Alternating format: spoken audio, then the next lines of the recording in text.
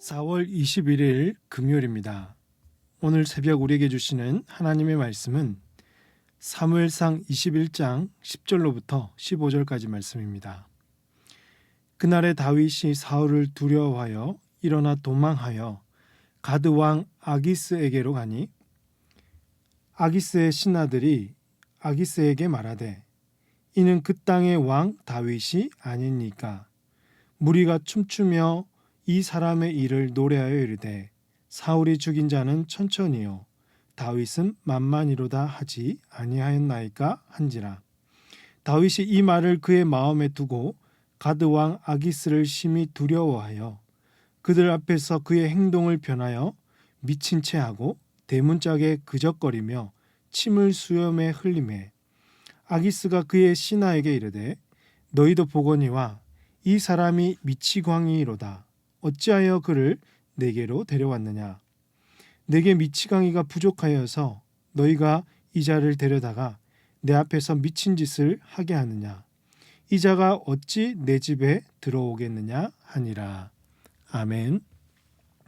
사울을 피해 높당으로 갔던 다윗은 사울의 목자장 도액으로 인해서 이제는 블레셋 지역의 가드 땅으로 도망가게 됩니다.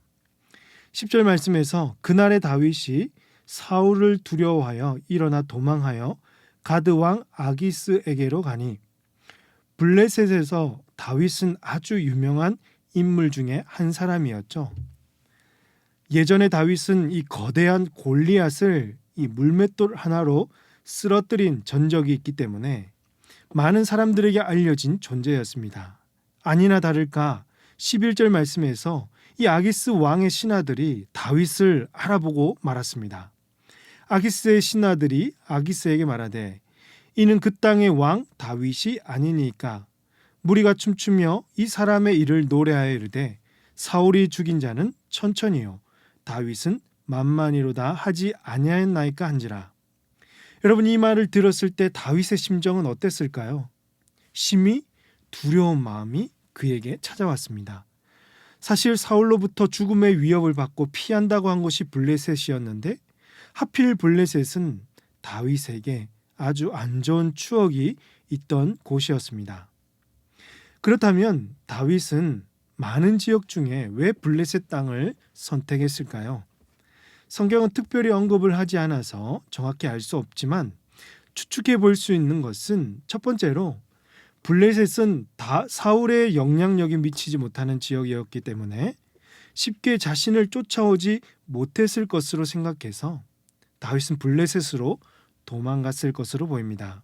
둘째로 블레셋과 이스라엘은 늘 대립의 관계였고 사이가 그리 좋지 않았기 때문에 사울도 쉽게 접근할 수가 없었고 다윗은 이 위장을 내서 블레셋으로 가면 어떻게 안 되겠나 싶었을 것으로 보입니다. 마지막으로 다윗의 고향인 베들레헴과 가장 가까운 지역이 바로 블레셋 지역의 가드 땅이었기 때문으로 보입니다. 그 이유가 어찌 되었든지 다윗의 결정은 실패했습니다. 다윗은 가드 왕 아기스가 심히 두려워서 어떤 행동을 하게 되냐면 13절 보십시오. 그들 앞에서 그의 행동을 변하여 미친 채 하고 대문짝에 그적거리며 침을 수염에 흘리매. 골리앗을 무너뜨린 이 용맹스러운 다윗은 어디 가고 사울을 피해 지칠 대로 지친 다윗이 이제는 미친 사람이 되어서 침을 흘리고 대문을 긁으며 있는 것입니다. 아무리 두려웠기로 이스라엘의 왕이 되어야 될 사람이 이런 모습을 보인다는 것은 아주 품격이 떨어지는 행동으로 보입니다. 이 모습을 지켜본 아기스의 말은 더 재밌는데요. 14절에서 아기스가 그의 신하에게 이르되 너희도 보거니와 이 사람이 미치광이로다. 어찌하여 그를 내게로 데려왔느냐. 15절 내게 미치광이가 부족하여서 너희가 이 자를 데려다가 내 앞에서 미친 짓을 하게 하느냐. 이 자가 어찌 내 집에 들어오겠느냐 하니라. 다윗이 얼마나 연기를 잘했으면 왕이 볼 때에도 정말 다윗은 미치광이처럼 보였고 그만큼 다윗이 살기 위해서 발버둥을 친 것으로 보이겠죠. 심지어 블레셋 안에도 이런 미치광이들이 정말 많이 있다는 것을 또한 알 수가 있습니다. 사랑하는 성도 여러분, 오늘 말씀을 통해서 두 가지를 묵상해 보기 원합니다. 첫 번째로는요, 어떤 상황에서도 사람을 두려워하지 말고 하나님을 두려워하고 하나님을 신뢰하는 복된 성도님들이 되시기를 바랍니다. 다윗이 블레셋의 가드 왕을 두려운 나머지 하나님께 도움을 구하지 못하고 있습니다. 다윗의 두려움이 하나님의 부재로 이어졌고 결국 굴욕적인 행동으로 사람을 속이는 데까지 나아가고 말았습니다. 하나님을 믿고 하나님을 바라보아야 하는 그 순간에 하나님을 놓쳐버리니 결국 죄에 빠져버리는 것입니다. 그러므로 우리는 이 싸움이나 전쟁뿐만 아니라 삶의 위기나 일상의 작은 부분까지도 하나님을 의지하고 하나님의 도우심을 구할 수 있어야 하겠습니다.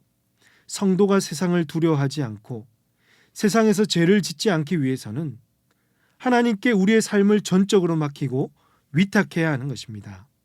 이런 우리 모든 성도님들이 다 되시기를 주님의 이름으로 축복합니다. 두 번째로, 인생에서 찾아오는 이 위기와 힘든 상황 속에서도 하나님을 원망하거나 불평하지 마시고 가장 힘든 그 순간에 선하신 하나님의 손길을 경험하시기 바랍니다. 우리의 믿음은 시련을 겪으면서 더욱 견고해지고 확실한 믿음으로 자라게 됩니다. 평안할 때는 잘 모릅니다. 그러나 시련을 겪으면서 자신이 얼마나 나약한 존재인지, 이런 나약한 존재가 어디로 피해야 되며 누구에게 도움을 구해야 할지를 더 분명하게 깨닫게 되는 것입니다. 가장 공고한 그때가 하나님의 선하심을 경험할 수 있는 가장 좋은 때임을 믿으시길 바랍니다. 그러므로 삶이 힘들고 삶이 어려워도 여러분 낙심하지 마시고 하나님께로 더 가까이 나아가시기 바랍니다. 하나님께 피하는 자는 복이 있습니다. 감사할 수 없을 때 여러분의 의지를 다하여서 감사의 제목을 찾아보시고, 찬양할 수 없을 때 적극적으로 하나님을 찬양하고 하나님의 은혜를 떠올리고 기억하며 경험할 수 있어야 하겠습니다. 우리의 한계를 뛰어넘어 선하게 일하시는 하나님을 여러분의 삶의 중심에서 만날 수 있기를 주님의 이름으로 축복합니다. 기도하시겠습니다. 하나님 아버지, 오늘도 말씀 듣고 주님 앞에 나와 기도하게 하시니 감사합니다. 다윗과 같이 우리의 삶의 절체절명의 그 순간에 하나님을 놓쳐서 죄악의 길로 빠지지 않도록 끝까지 주님의 임재를 경험하게 하시고 하나님의 도움의 손길을 구하여서 위기를 잘 이겨낼 수 있는 우리 모두가 되게 하여 주시옵소서.